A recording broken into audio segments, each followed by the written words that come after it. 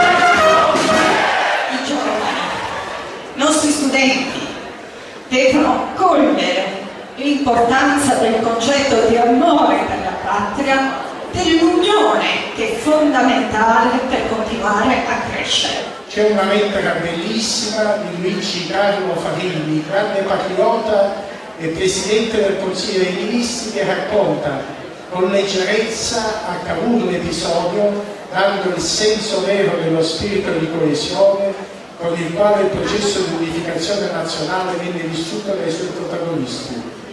Vorrei chiudere leggendone un passo. Garibaldi si avanzò, dice Farini, a capo di qualche centinaia dei suoi in camicia rossa e gridò viva il re d'Italia.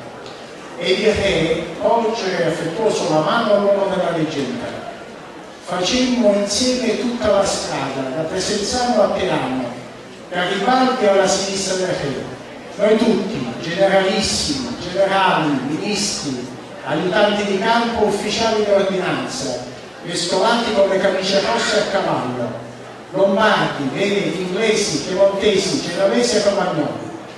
Addio la diplomazia, la politica, il gran collare e il portafoglio. Diventammo tutti per un paio d'ore una banda di garibaldini. Discutete in Consiglio dei Ministri quanto volete, ma è andata così. Grazie. Noi celebriamo. Sembra una banalità, sembra una ovvietà, ma guardate che non è né una banalità né una ovvietà. Non è una banalità perché quello che facciamo noi oggi ha un significato e un senso che va ben al di là di trovarci in quest'aula magna. È una celebrazione e partecipare a questa celebrazione comporta di fatto una adesione, una scelta, comporta di fatto avere una consapevolezza più forte e più matura della nostra comunità, comporta di fatto un impegno che è quello di rinsaldare e di rafforzare i legami che tengono questa comunità coesa e coesa per far fronte a prove sempre più difficili, sempre più complesse.